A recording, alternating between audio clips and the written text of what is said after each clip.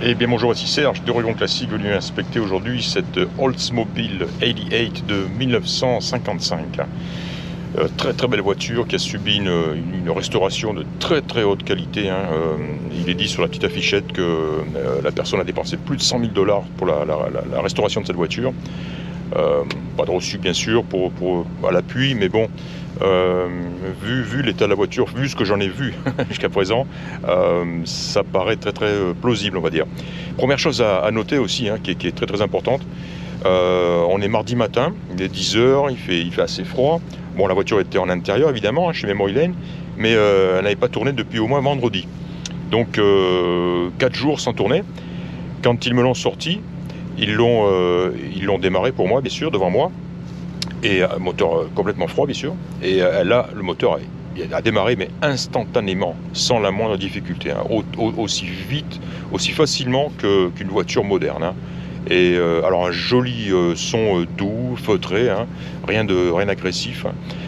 Mais alors vraiment, la manière dont elle a démarré m'a vraiment beaucoup plu. Ensuite, ils me l'ont sorti, et là je me suis assis dedans, et ça fait 5-10 minutes que je suis là, en train de trifouiller, toucher tous les boutons, inspecter, regarder. Et jusqu'à présent, j'ai trouvé par la montre là-bas qui ne fonctionne pas, ce qui est assez courant. Voilà. L'autoradio semble vouloir fonctionner, mais mal. Je n'ai pas vraiment réussi à trouver de station. On entend un petit crachouillis, on voit une petite lumière qui passe du rouge au jaune, au vert. J'ai chopé une station pendant quelques secondes, elle a disparu et ça s'est arrêté. Voilà, depuis je joue un petit peu avec, mais sans succès. Je vais l'arrêter d'ailleurs. Voilà, par contre, au niveau jauge, feu, etc., on a un joli klaxon qui fonctionne, un bon vieux klaxon là, des années 50, des cadrans qui sont super clairs. On voit là-bas un témoin un ampèremètre qui fonctionne, le témoin de température qui fonctionne aussi, puisque l'aiguille a enfin décollé de la position cold. Jauge d'essence qui fonctionne et pression d'huile qui fonctionne. Le compteur kilométrique, on le verra, je ne l'ai pas encore bougé. À noter, ici, ils ont mis ce petit sticker, bien sûr, parce que la boîte ayant été, modernisée, remplacée par une version plus moderne, de 4 vitesses, alors qu'à l'origine c'était probablement une boîte de vitesses, hydromatique. Bien sûr, l'ordre, la séquence des passages a changé, puisqu'avant on passait du neutre au drive, ensuite on passait par le S qui doit être, je sais pas, S c'est quoi, neutre, drive, slow peut-être, alors qu'on a une position low, enfin bref, et en fait le R pour reverse, marche arrière, tout à fait à droite. Maintenant, bien sûr, on a une commande tout à fait conventionnelle avec la position park à gauche, reverse, neutral, overdrive, drive, seconde et première. Donc voilà, donc tout ceci est disponible avec le même levier de vitesse qu'à l'origine, mais dans une séquence, dans un ordre différent. Voilà. Les essuie-glaces fonctionnent, je les ai testés. Je ne sais pas si à l'origine ils étaient électriques, ils doivent l'être maintenant parce qu'ils fonctionnent très bien. Et il me semble entendre, ouais, peut-être à peine quoi. Mais enfin bon, la manière aussi régulière dont il fonctionne me fait dire que c'est un moteur électrique et non pas un système pneumatique. Les feux semblent fonctionner avec la petite commande là-bas en bas au pied pour passer de feu de route à feu de croisement, et on va voir le petit voyant rouge s'allumer et s'éteindre, donc très bonne chose. Les clignotants aussi, on voit les voyants clignotants qui clignotent aussi, très joli, à gauche et à droite.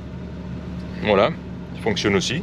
Donc voilà, tout ceci est très encourageant. Le frein à main aussi semble fonctionner, c'est une très bonne chose. Et le système de chauffage des embuages qui fonctionne aussi. Je commence à sentir l'air chaud maintenant, je suis en position defrost, donc des embuages avec le ventilateur à fond, et je sens maintenant, il fait déjà chaud dans l'habitacle. Encore une fois, ça fait 10-15 minutes maintenant que je suis là, moteur en marche, à inspecter l'intérieur de la voiture. J'ai noté aussi que les fenêtres montées, enfin au moins celle-ci, j'ai pas encore testé les autres, mais elles montent et elles descendent sans difficulté, y compris le petit déflecteur, bien sympa ici, hop, avec le petit verrou ici, qui s'ouvre par action de cette manivelle. Voilà, sympa, il s'ouvre, il se ferme, et il a l'air bien étanche. Voilà, et bien c'est parti, je Je vais en faire un essai routier. Tiens, d'ailleurs, voilà, on va engager donc. Alors, encore une fois, hein, ici, ne pas se fier à la jauge du bas, mais à celle du haut. Donc, on est en position park. On passe d'abord par la position reverse, neutre, et en fait, un cran de plus en position overdrive, qui est la position, on va dire, normale de conduite. Hein. Voilà, c'est clair à gauche. Et ben, on va s'engager. Accélérateur, c'est parti. Voilà. Bien, eh ben, je vais compléter ce petit essai routier et je vous reprends dans quelques minutes après pour vous en dire ce que j'en pense, ce que j'en ai tiré.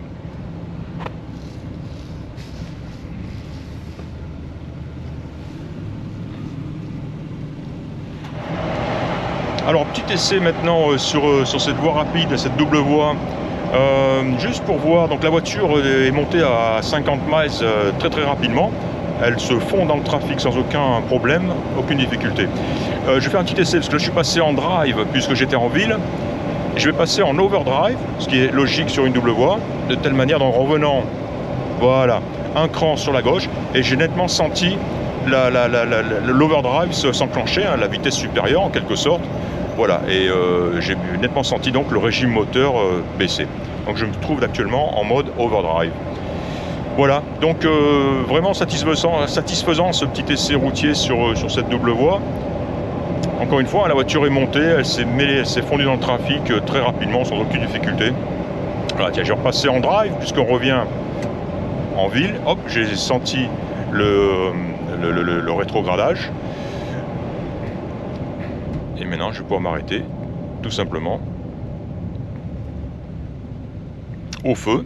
Donc la voiture va passer en première automatiquement, donc, sans aucune action sur le levier de vitesse. Je vais donc repartir. Voilà. Encore une fois, hein, le moteur tourne super bien, aucune hésitation, aucun trou à l'accélération. Un moteur doux et silencieux, c'est le mot que je cherchais. Voilà, sympa, hein, ce petit essai de conduite. Hein, j'ai roulé avec une bonne vingtaine de minutes. Hein, j'ai dû faire une bonne dizaine de kilomètres en ville et sur route ouverte. Donc vraiment que du bonheur. Je vais rentrer chez Memory Lane, je vais la poser donc sur leur parking. Je vais en faire le tour, prendre des photos et on terminera cette inspection avec mes dernières impressions.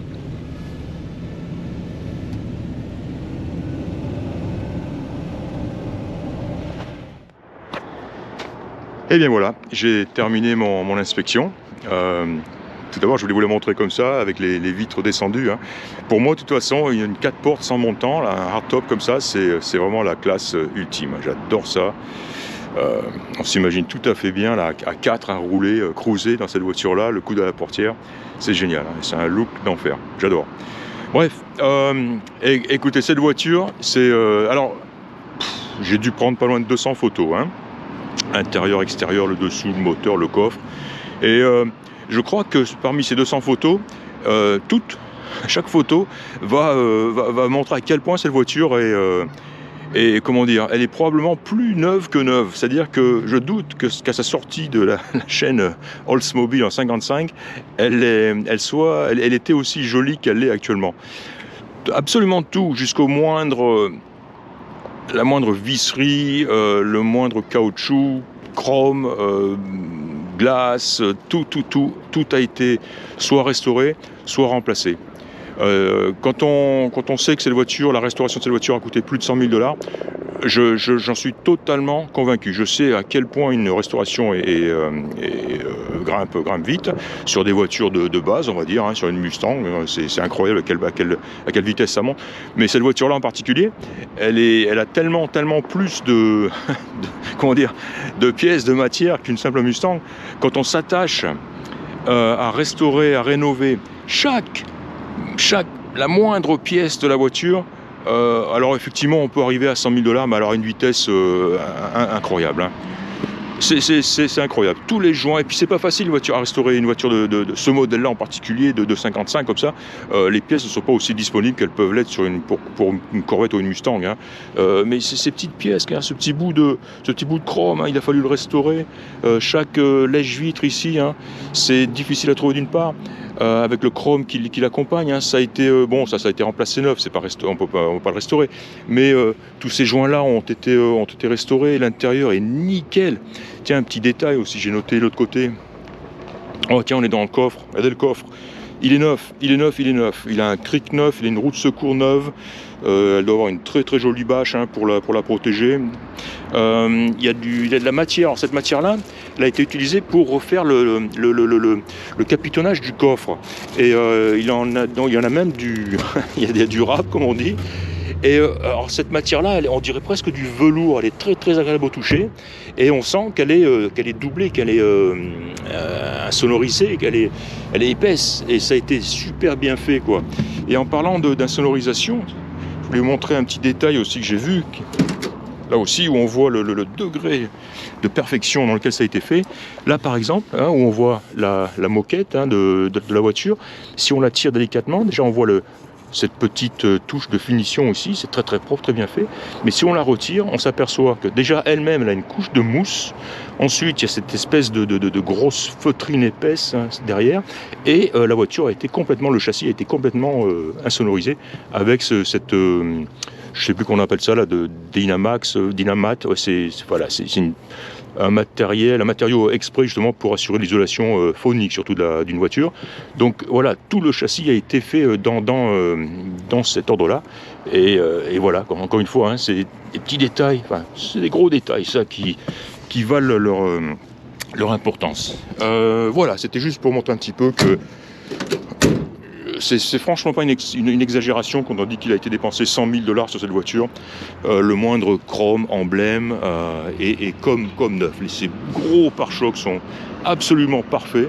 Tiens, le compartiment moteur, voilà, les petits détails, j'ai noté ces petites barres là de renforcement ici, elles sont neuves, elles sont nickel. Elles ont été réinstallées, beaucoup de gens l'auraient probablement négligé, on s'embarrasse pas avec des détails comme ça, mais chaque écrou est neuf, le système de verrouillage est neuf, et tout le moteur l'est lui aussi, hein. Voilà, c'est magnifique, hein. Système de chauffage qui fonctionne, la pompe de direction assistée, tout ceci fonctionne impeccable. On voit le châssis, on voit tout le moteur est nickel, il est très très propre. Et alors j'ai pris des photos du dessous, là aussi j'en ai pris pas mal, et le dessous est exactement dans le même état que le reste de la voiture, c'est-à-dire que tout est neuf.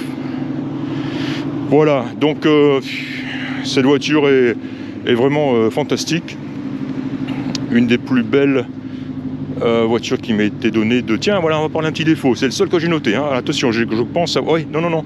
Petit défaut, on va les rappeler. J'ai noté que la montre ne fonctionnait pas. L'autoradio fonctionne plus ou moins. J'ai noté ici, au niveau du siège, voilà, c'est un bout de plastique ici qu'il faudrait simplement, voilà, prendre le temps de recoller avec une bonne colle bien forte. Et voilà, ça ne se verrait plus, hein. Ça c'est pour actionner l'avance et le réglage du siège, ça fonctionne, j'ai testé. Donc voilà, au niveau défaut, celui-ci, et on note ici, alors, il est bien exposé au soleil, on le voit pas mal ici. On voit cette espèce ces quatre petites... c'est pas des bosses, hein, c'est des petites impressions ici, qui sont exactement les mêmes de l'autre côté, et qui ne sont ni plus ni moins que la soudure d'origine, hein, entre le capot et cette partie basse le capot, le toit. C'est une soudure, hein, d'origine, d'usine, hein, et elle est exactement la même de l'autre côté. La différence probablement, c'est qu'à l'époque, peut-être qu'elle se voyait moins parce que la peinture était de moins bonne qualité. Mais voilà, c'est le genre de défaut qu'il a vraiment il a fallu aller chercher très très loin, hein. Les fenêtres donc montent et descendent sans aucune difficulté. C'est très bien lubrifié, c'est très bien en place. Magnifique pneumatique. Voilà, je pense que j'ai fait le tour. Tiens, voilà, on va fermer tout ça pour lui donner son... Boum. Il y a de la tôle là, hein. Oh, ce coffre est fantastique. Il est beau, ça sent bon. Voilà. Voilà, la voici, cette Oldsmobile hein, de 55. Hein, c'est une pure merveille. La voici. Et bien voilà, c'était donc Serge d'Orion Classique. J'espère que vous aurez apprécié autant que moi l'inspection de cette voiture. Et je vous dis à très bientôt. Au revoir.